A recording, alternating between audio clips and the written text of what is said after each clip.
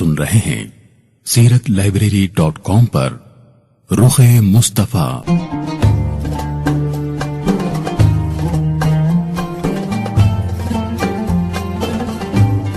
رخ مصطفیٰ part 6۔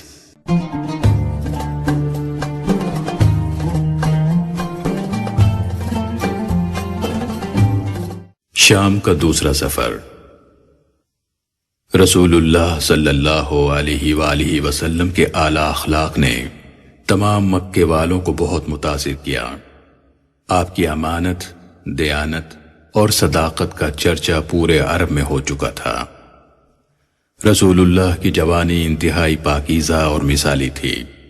سب لوگ رسول اللہ کو صادق اور امین کے لقب سے پکارتے تھے۔ سرداران قریش بھی آپ کی دانائی اور صدق و دیانت سے بے حد متاثر تھے۔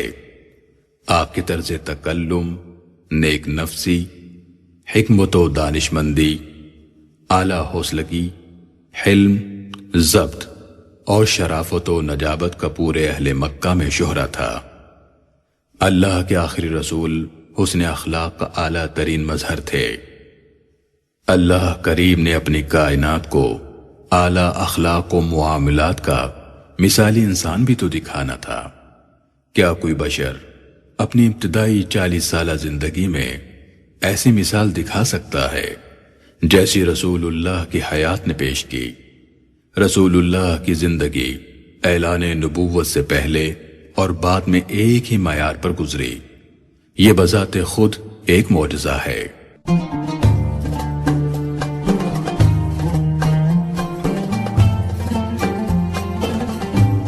حضرت خدیجہ مکے کی آسودہ حال اور مالدار خاتون تھیں۔ ان کے شوہر کا انتقال ہو چکا تھا۔ وہ اپنا مال تجارت دوسرے ملکوں کو بھیجا کرتی تھیں۔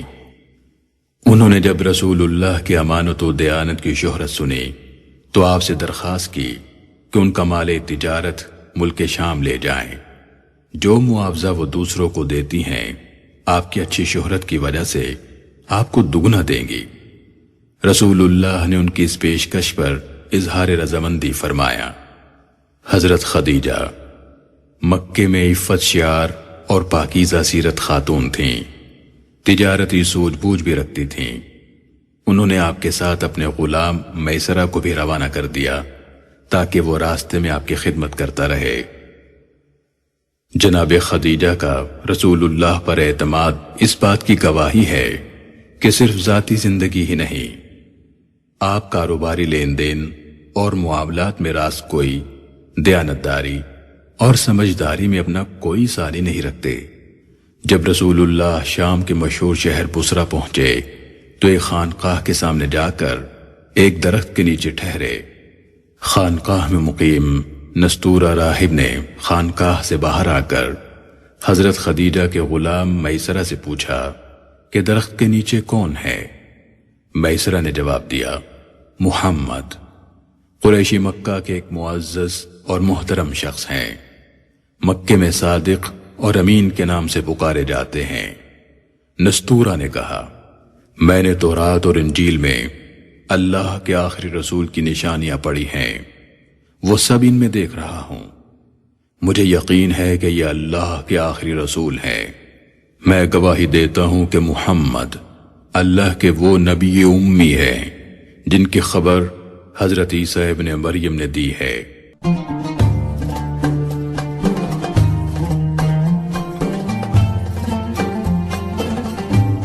حضرت خدیجہ کا غلام میسرہ پہلے ہی رسول اللہ کے حسن اخلاق، نیک نفسی، نرم گفتاری اور حسن معاملہ کا شیدائی تھا۔ اب وہ آپ کی ایک ایک بات کو ذہن نشین کرتا رہا۔ رسول اللہ تجارت کا مال فروخت کر کے واپس مکے کی طرف روانہ ہوئے۔ واپسی پر جب آپ کا تجارتی قافلہ مکے میں داخل ہوا تو حضرت خدیجہ اپنے گھر کی چھت پر کھڑی منتظر نگاہوں سے دیکھ رہی تھیں۔ جب ان کی نظر رسول اللہ پر پڑی تو انہوں نے دیکھا کہ 2 فرشتے آپ پر سایہ کیے ہوئے ہیں، جس سے آپ دھوپ کی تمازت سے محفوظ ہیں۔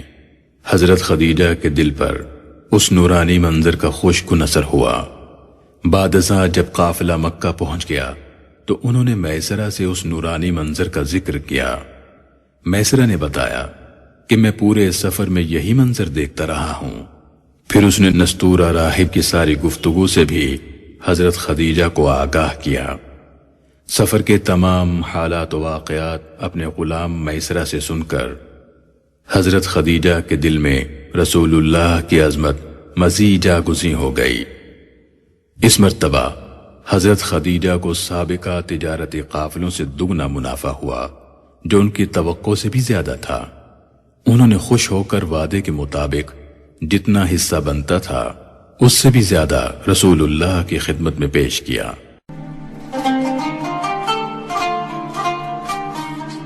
السلام علیکم، آپ سن رہے ہیں SiratLibrary.com۔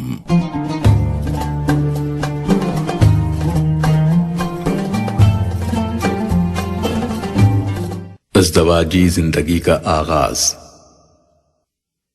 اس سے پیشتر حضرت خدیجہ کی 2 مرتبہ شادی ہو چکی تھی اور آپ کے دونوں شوہر وفات پا چکے تھے۔ ان سے آپ کی اولاد بھی تھی۔ اس کے بعد بڑے بڑے امراء اور روسا نے کوشش کی کہ وہ انہیں رشتہ ازدواج میں قبول کریں، لیکن حضرت خدیجہ نے کسی کی طرف التفات نہ کیا۔ سرور عالم کے ظاہری اور باطنی کمالات کو دیکھ کر انہوں نے ایک زیرک اور دور اندیش خاتون کی طرح فیصلہ کیا کہ وہ رسول اللہ سے عقد کریں گی۔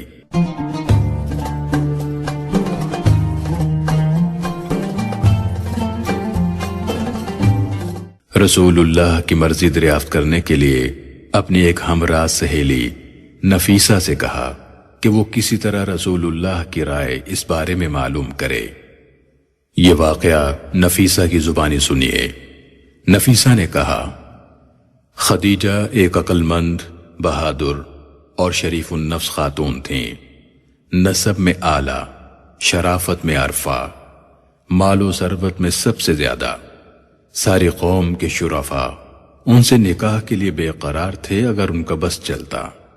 سب نے کوشش کی لیکن بے سود۔ نفیسہ کہتی ہیں، جب رسول اللہ سفر شام سے واپس تشریف لائے تو حضرت خدیجہ نے مجھے مامور کیا کہ میں رسول اللہ کی رائے دریافت کروں۔ میں آپ کے پاس گئی اور پوچھا، آپ شادی کیوں نہیں کرتے؟ آپ نے فرمایا، میرے پاس سرمایہ نہیں جس سے شادی کا فریضہ ادا کر سکوں۔ میں نے کہا، آپ اس کی پرواہ نہ کریں، اس کی میں ذمہ دار ہوں۔ اگر آپ کو جمال، شرف اور خوشحالی کی طرف دعوت دی جائے تو کیا آپ اسے قبول نہیں فرمائیں گے؟ پوچھا، کون؟ میں نے کہا، خدیجہ۔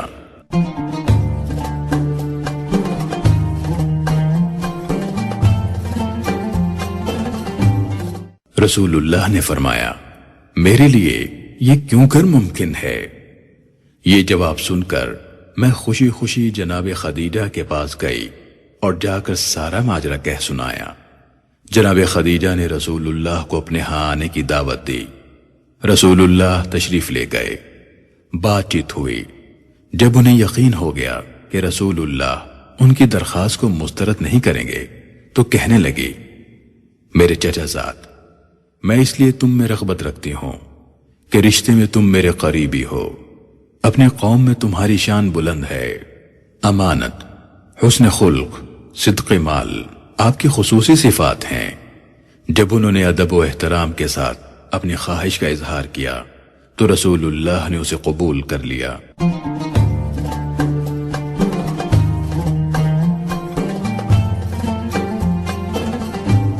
اس باہمی رضامندی کے باعث حضرت خدیجہ نے عرض کی کہ اب آپ اپنے چچا جان کے پاس تشریف لے جائیں اور کل سویرے انہیں ہمارے ہاں بھیجیں۔ دوسرے روز جناب ابی طالب حضرت خدیجہ کے ہاں گئے۔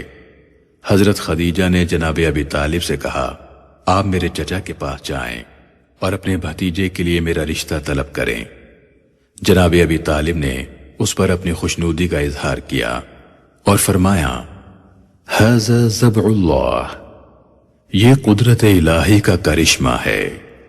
اس طرح دلہا اور دلہن کے بزرگوں کی منظوری سے منگنی انجام پذیر ہوئی۔ اور نکاح کے لیے تاریخ مقرر ہوئی۔ مقررہ تاریخ پر قبیلہ مزر کے روسا، مکے کے شرفاء اور امراء اکٹھے ہوئے۔ حضرت خدیجہ کی طرف سے ان کے چچا عمرو بن اسد وکیل بنے۔ جناب ابی طالب نے رسول اللہ کی طرف سے وکالت کا فریضہ انجام دیا۔ آپ نے اس وقت ایک فصیح و بلیغ خطبہ نکاح ارشاد فرمایا: الحمدللہ الذی جعلنا من ذریۃ ابراہیم وزرع اسماعیل وزئزئی معد وعبسر مضر وجعلنا حضنة بيته وسوعاس حرمه وجعلنا الحكام على الناس ثم إن ابن أخي هذا محمد بن عبد الله صلى الله عليه وآله وسلم لا يؤذن برجل إلا رجع به وإن كان في المال قلا وإن المال ظل زائل وأمر حائل ومحمد صلى الله عليه وآله وسلم من قد عرفتم قرابته وقد خطب خديجة بنت خويلد وقد بذل لها من الصداق ما آجله وعاجله 12 أوقية ذهبا ونشأ وهو والله بعد هذا له نبأ عظيم وخطر جليل۔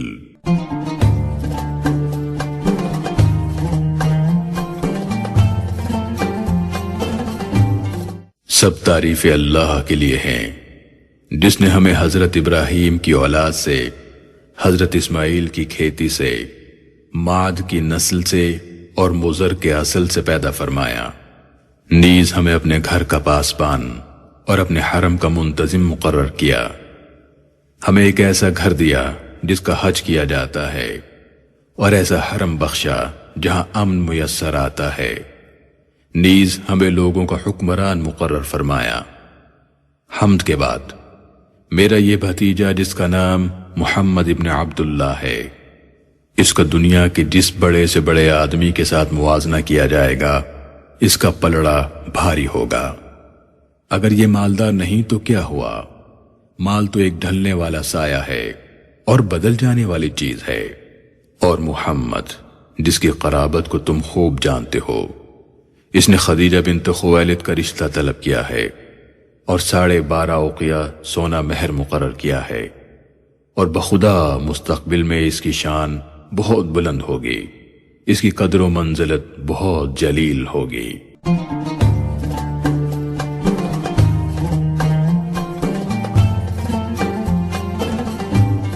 جناب ابی طالب کے اس خطبے کے بعد ورقہ بن نوفل کھڑے ہوئے جو حضرت خدیجہ کے چچا زاد بھائی تھے، اور جوابی خطبہ دیا: سب تعریف اللہ کے لیے جس نے ہمیں ان عزتوں اور انعامات سے نوازا جس کا آپ نے ذکر فرمایا ہے، اور ہمیں وہ فضیلت بخشی جن کو آپ نے گنا ہے۔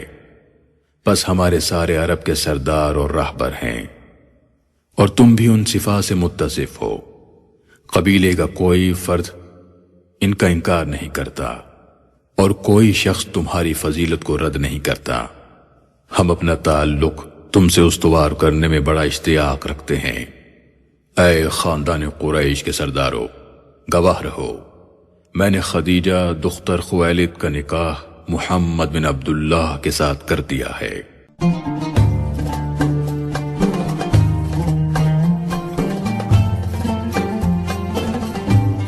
جناب ابی طالب گویا ہوئے کہ میں چاہتا ہوں کہ اس کار خیر میں خدیجہ کے چچا بھی شریک ہوں۔ حضرت خدیجہ کے چچا عمرو بولے: اشہدوا یا معاشر قریش انی قد انکحت محمد بن عبداللہ صلی اللہ علیہ وآلہ وسلم خدیجہ بنت خویلد وشہد علی ذلک صنادید قریش۔ اے قبائل قریش، گواہ رہنا، میں نے خدیجہ بنت خویلد کا نکاح محمد بن عبداللہ کے ساتھ کر دیا ہے، اور اس پر قریش کے سردار گواہ مقرر ہوئے ہیں۔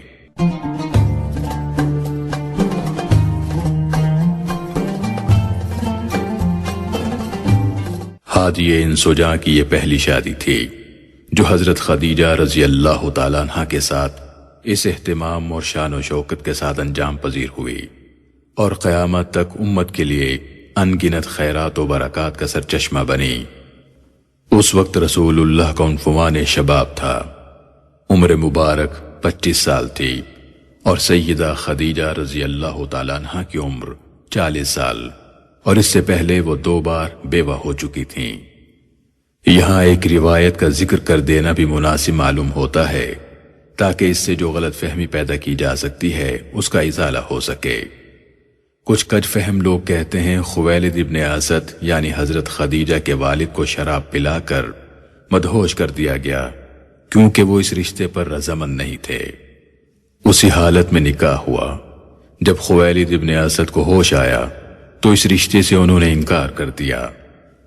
سیدہ خدیجہ رضی اللہ تعالیٰ عنہ سے رسول اللہ کے نکاح کا واقعہ معتبر کتب سیرت و تاریخ کے حوالے سے ہم بیان کر چکے ہیں۔ وہاں یہ وضاحت سے بتا دیا گیا ہے کہ حضرت خدیجہ کے چچا عمرو بن اسد نے ان کی طرف سے وکالت کا فریضہ انجام دیا کیونکہ ان کے والد خویلد حرب فجار سے پہلے وفات پا چکے تھے۔ اس صحیح روایت کی امام طبری نے متعدد سندیں تحریر کی ہیں، بواسطہ محمد ابن جبیر ابن مطعم، بواسطہ ام المومنین سیدہ عائشہ صدیقہ، اور بواسطہ ابن عباس رضی اللہ عنہم۔ رسول اللہ کی ذات والا صفات، ظاہری حسن و جمال، نیز اپنے معنوی محامد و کمالات کے باعث سارے اہل مکہ کی آنکھوں کا تارا بنی ہوئی تھی۔ جس گلی سے گزر جاتے دیدہ و دل ان کے قدموں میں از خود بچھتے چلے جاتے۔ کسی بڑے سے بڑے رئیس کو بھی اگر رسول اللہ اپنے داماد ہونے کے شرف سے مشرف فرماتے تو وہ اس کو اپنے لیے بہت بڑا اعزاز تصور کرتا۔ خویلد اگر زندہ ہوتے تو وہ خوشی سے پھولے نہ سماتے۔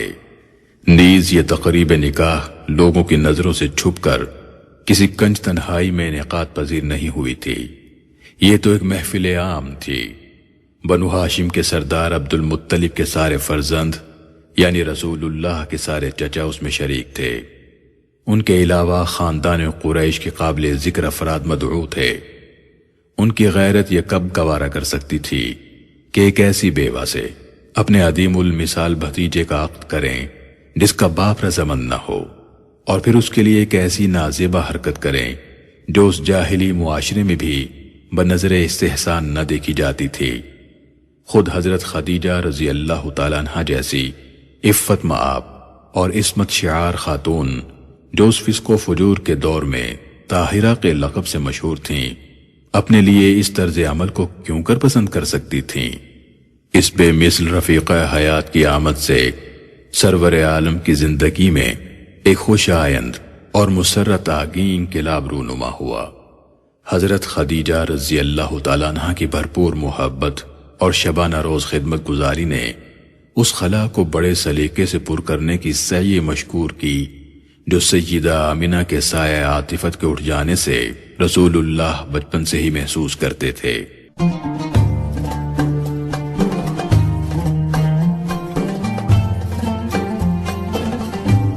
قبیلہ قریش کی اس معزز، دانشمند اور دور اندیش خاتون کو عبد المطلب کے جواں سال اور جواں بخت پوتے کے فضائل و شمائل نے ایسا گرویدہ کر دیا تھا کہ انہوں نے اپنا دل، اپنی جان اور اپنا مال و متاع سب کچھ ان کے قدموں پر نثار کر دیا۔ اس سودے پر وہ صرف خوش ہی نہ تھیں بلکہ نازاں تھیں اور شکر گزار تھیں کہ اس پیکر جمال و کمال نے انہیں اپنی چاکری میں قبول کیا ہے۔ سیدہ خدیجہ الکبریٰ 25 سال تک رسول اللہ کی زوجیت میں رہیں۔ وصال کے وقت سیدہ کی عمر 65 برس تھی۔ آپ کی زندگی میں رسول اللہ نے دوسرا نکاح نہیں کیا۔ یہ عقد زواج بہت بابرکت ثابت ہوا۔ حضرت خدیجہ طاہرہ رضی اللہ تعالیٰ عنہ کے بطن سے رسول اللہ کے بیٹے قاسم، جن کی وجہ سے آپ کی کنیت ابو القاسم ہوئی، عبداللہ جو طیب اور طاہر کے لقب سے ملقب تھے، تولد ہوئے۔ دونوں صاحبزادے بچپن میں انتقال فرما گئے۔ تیسرے صاحبزادے ابراہیم تھے جو حضرت ماریہ قبطیہ رضی اللہ تعالیٰ عنہ کی شکم سے پیدا ہوئے، وہ بھی عالم شیر خارگی میں وفات پا گئے۔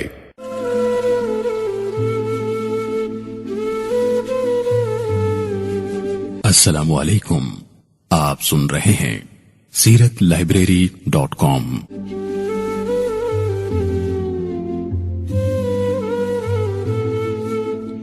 رسول اللہ کی چاروں صاحبزادیاں رقیہ، زینب، ام کلثوم اور سیدۃ النساء العالمین فاطمۃ الزہرا کی ولادت باسعادت بھی آپ کے بطن سے ہوئی۔ ان سب نے عہد نبوت پایا اور مشرف با اسلام ہوئی۔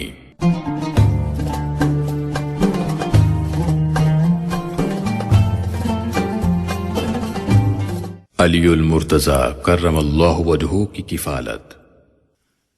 جناب ابی طالب کے زیر کفالت کنبہ افراد کی تعداد زیادہ تھی۔ یوں آپ کو ایک بڑے خاندان کی کفالت کرنا ہوتی تھی، لیکن آپ کے مالی حالات بہت اچھے نہ تھے۔ خود رسول اللہ بھی جناب ابی طالب کے گھر رہ چکے تھے اور ان سے کوئی بات مخفی نہ تھی۔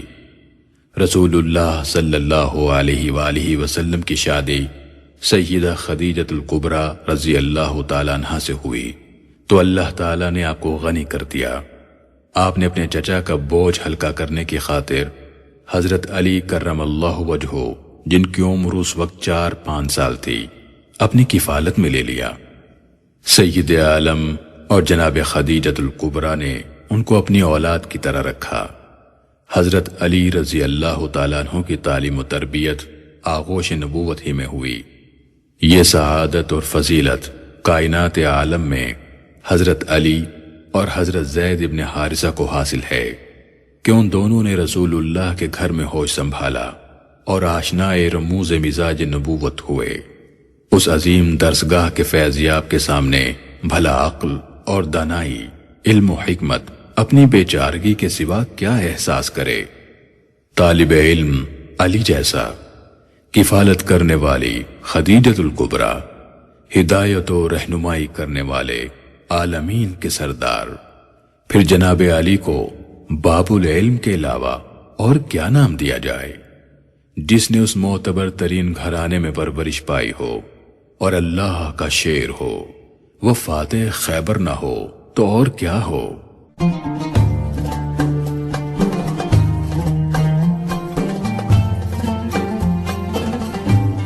سخاوت جس گھر پر نازا ہوں، اگر علی سخی نہ ہوں تو پھر اور کیا ہوں؟ اس آستانے سے بہتر کوئی مقام نہیں۔ اس درسگاہ کا مقابلہ جہان عالم کی تمام علمی درسگاہیں کیسے کر سکتی ہے؟ عدالت اس گھرانے سے اپنی عزت و توقیر بڑھاتی ہے۔ انسانیت نے جو سبق اس گھرانے سے پڑھے وہ آسمان نے اس سے پہلے نہ دیکھے تھے۔ کسی خوش نصیب کو اس سے بہتر پرورش اور تربیت کرنے والے کیسے مل سکتے ہیں جیسے علی المرتضی کو ملے؟ خیرہ نہ کر سکا مجھے جلوائے دانش فرنگ، سرما ہے میری آنکھ کا خاک مدینہ و نجف۔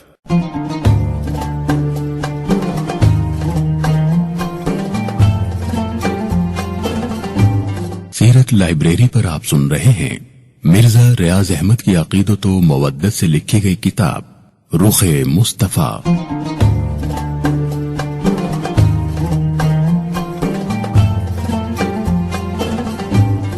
تعمیر بیت اللہ۔ حضرت ابراہیم علیہ السلام کے زمانے ہی سے بیت اللہ کی دیواروں پر چھت نہیں تھی۔ یہ عمارت وادی مکہ کے نشیب میں واقع تھی۔ جب بھی بارش ہوتی تو گرد و نواح کا سیلابی پانی بیت اللہ کی دیواروں کو توڑ کر اندر داخل ہو جاتا۔ کعبے کی دیواریں ہر بار شکست و ریخت کا شکار ہو جاتی۔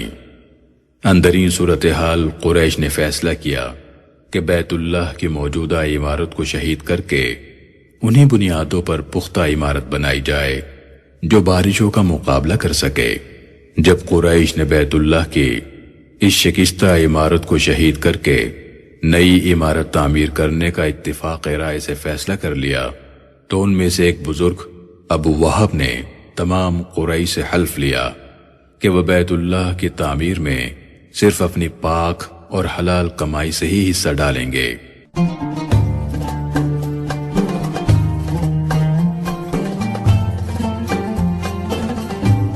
سب سے پہلے ولید ابن مغیرہ نے کدال سے کعبے کو شہید کرنا شروع کیا۔ بعد ازاں قریش کے تمام قبائل بھی اس میں شامل ہو گئے۔ جب دیواریں شہید ہو چکی تو عمارت کو از سر نو تعمیر کرنے کے لیے کام مختلف قبیلوں کے سپرد کر دیا گیا۔ انہی دنوں میں ایک تجارتی بحری جہاز جدہ کے ساحل سے ٹکرا کر پاش پاش ہو گیا۔ جب مکے والوں کو اس کا علم ہوا تو انہوں نے ولید بن مغیرہ کو جہاز کے تختے خریدنے کے لیے بھیجا۔ ولید تختوں کے علاوہ بافوم نامی ایک معمار کو بھی اپنے ساتھ لے آیا جو اسی جہاز میں سفر کر رہا تھا۔ اس کی نگرانی میں بیت اللہ کی تعمیر کا کام شروع ہوا۔ رسول اللہ صلی اللہ علیہ وآلہ وسلم بھی اپنے چچا حضرت عباس رضی اللہ تعالیٰ عنہ کے ہمراہ بیت اللہ کی تعمیر میں شریک رہے۔ جب دیواریں اس بلندی تک تعمیر ہو گئیں جہاں حجر اسود نصب کرنا تھا تو قبیلوں کا آپس میں جھگڑا شروع ہو گیا۔ ہر شخص اور قبیلے کی خواہش تھی کہ حجر اسود کو اپنی جگہ پر رکھنے کی سعادت اسے حاصل ہو۔ قبائلی رواج کے مطابق ہر ایک خون سے بھرے ہوئے پیالے میں انگلیاں ڈبو کر عہد کر رہا تھا کہ وہ اس سعادت کے حصول کی خاطر جان دینے سے بھی گریز نہیں کرے گا۔ کشیدگی بڑھ رہی تھی، کوئی ایثار کرنے کو تیار نہ تھا۔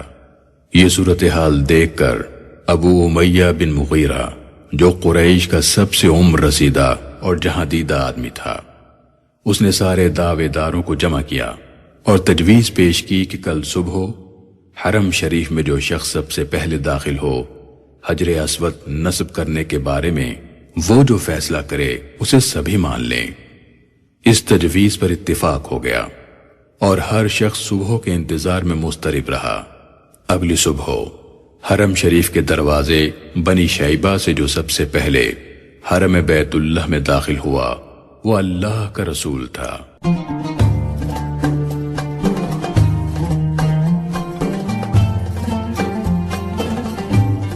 رسول اللہ کو دیکھ کر سبھی خوش ہوئے اور حاضرین بیک آواز پکار اٹھے، ھذا الامین رضینا بہ حکما ھذا محمد، یہ امین ہے، ہم سب ان کے فیصلے پر راضی ہیں، یہ محمد ہے۔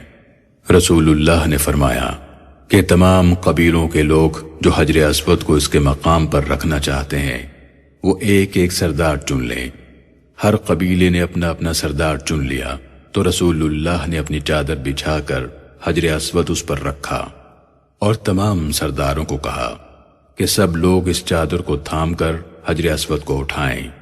سب سرداروں نے اس چادر کو اٹھایا اور جب حجر اسود اس مقام تک بلند ہو گیا جہاں اسے نصب ہونا تھا تو رسول اللہ نے اپنے ہاتھوں سے اسے اٹھا کر بیت اللہ کی دیوار میں نصب کر دیا۔ رسول اللہ کی اس تدبیر سے قریش ایک خونی لڑائی سے محفوظ و مامون ہو گئے۔ اس وقت رسول اللہ کی عمر 35 سال تھی۔